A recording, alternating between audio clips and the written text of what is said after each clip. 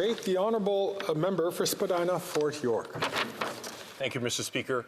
On May 9th, I had asked the government if it was concerned that pro-Hamas entities in Canada are funneling money to support an illegal encampment at the University of Toronto.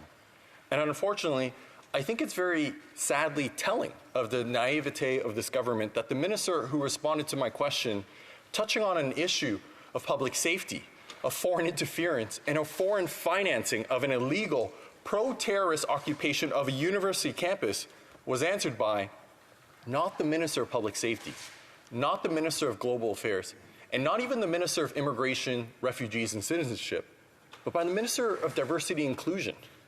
Diversity and inclusion, Mr. Speaker. Who is the Liberal government trying to include here?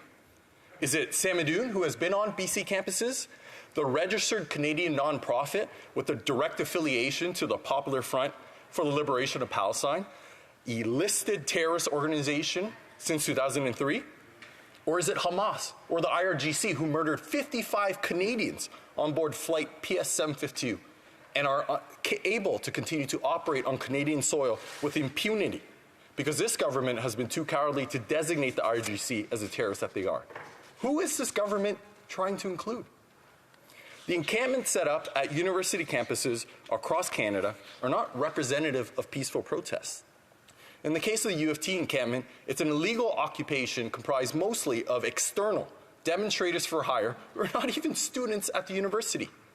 Moreover, Mr. Speaker, the vitriolic, hate-filled comments and signs at this site are nothing but anti-Semitic propaganda aimed to intimidate and threaten legitimate U of T students. Mr. Speaker, we're seeing the normalization of hate and anti-Semitism. Students are being subjected to threats, death threats, and assaults. Just yesterday, I was at OCAD University with Samantha Klein. Samantha is suing OCAD because of their inaction. OCAD chose to turn a blind eye to the death threats that Samantha was receiving, and OCAD chose to ignore the threats of sexual violence towards Samantha's mother. And so I guess I shouldn't have been surprised when I saw there was a group that claimed they were from OCAD and supported the illegal encampment at U of T. This is not normal, but it's rapidly becoming the new norm in our country. These types of peaceful protests, Mr. Speaker, are anything but peaceful. They're certainly not a reflection of the Canada we aspire to be. And Mr. Speaker, enough is enough. Governments at all levels must be seen to take action to restore the safety of our educational institutions and indeed our streets. These sham protests are being funded by shadowy pro-Hamas entities who are supporting a listed terror organization. And as well, the government, in choosing to ignore violence, threats, anti-Semitic slogans, and other forms of hate propaganda, are making a complete mockery of Canada's laws. So, Mr. Speaker, I want to ask the Parliamentary Secretary if it's government policy to turn a blind eye to the violent protests abetted by Hamas supporters. If so, perhaps the government is unaware that when an ostrich sticks its head in the sand, its most vulnerable part sticks out. So, Mr. Speaker, I ask again, is there any concern of this government over what is happening on our campuses and streets? Are there any investigations being conducted by RCMP or our security service agencies? Also, what exactly does it take for mob rule to overtake the rule of law? How far will government go to ignore what's going on? If Canada supposedly has hate propaganda laws, what is required for such laws to be enforced? Is it the government's strategy to just duck its responsibility and pass the buck to other levels of government to handle until these sham protests go away? Or does someone have to die before this government finally acts? Thank you, Mr. Speaker. The Honourable Parliamentary Secretary to the Minister for Diversity, Inclusion and People with Disabilities. Mr. Speaker, I want to thank the member for his question and for bringing up these important issues. And standing up against hate is a fundamental Canadian principle, a Canadian principle that every member of this House stands firmly behind.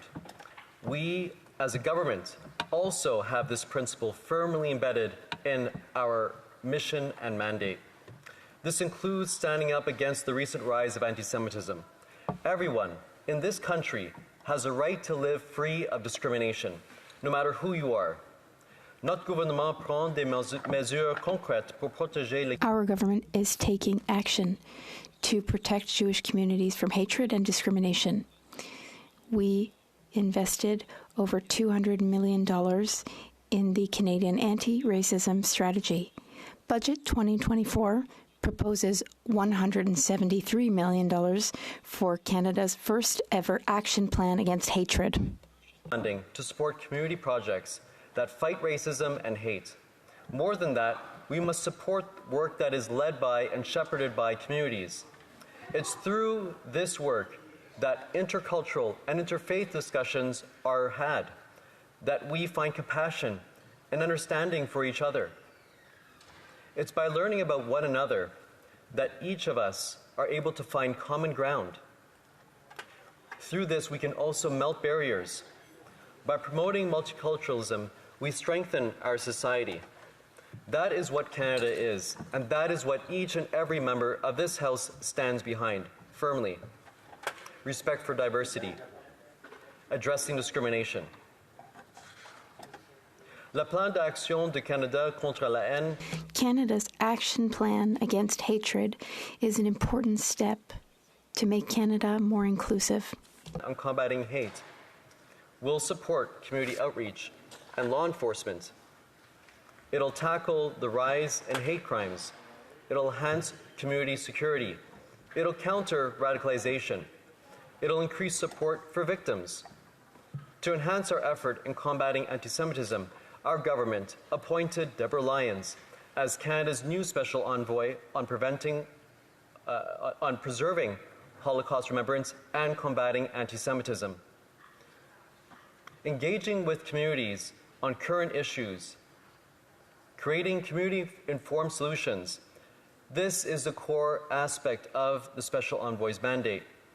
To further support the Special Envoy in her work at home and abroad, we have increased her resources with an additional $7.3 million. This money will help her in her work. Mr. Speaker, Canada is a multicultural society built on the principles of inclusion, respect for diversity. We have learned that our differences don't have to divide us. Our government remains steadfast to combat all forms of hate, racism, discrimination, and intolerance, and in particular, anti-Semitism. We are all in this House united in that. Thank you, Mr. Speaker. The honourable member from Spadina, Fort York. Thank you, Mr. Speaker. I have immense respect for the parliamentary secretary as a person, but respectfully, citing the amount of dollars being thrown at the problem is not enough because we see the efficacy of their efforts.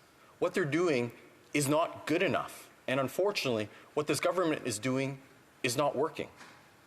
Safety and security of Canadians is first and foremost a responsibility of the Canadian government.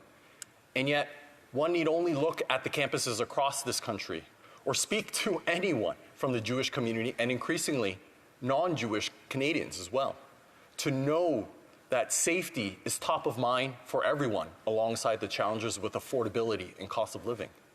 So what this government is doing and continuing to propagate or share these same talking points is not going to make us any safer. Is anyone investigating what's happening at these encampments, and will this government take action? What will it take, Mr. Speaker? The Honourable Parliamentary Secretary to the Minister of Diversity, Inclusion and People with Disabilities. Mr. Speaker, I want to thank again the member for his question. These are important matters. We must be discussing these issues, the issues of discrimination within this House, making sure that each and every Canadian is safe and secure and welcomed in each and every place of society. And our government is committed to combating hate in all its forms. We are committed to ensuring that everybody is safe at home, on the streets, in places of worship, and in our communities. Budget 2024 proposes $273.6 million to combat hate. This includes $20.2 million for the Hate Crimes Task Force. It includes $25 million for the anti-hate programming and promoting intercultural ties and community-based activities. Mr. Speaker, we have many initiatives that address discrimination, that address anti-Semitism. We are committed to support Canadians and the betterment of society.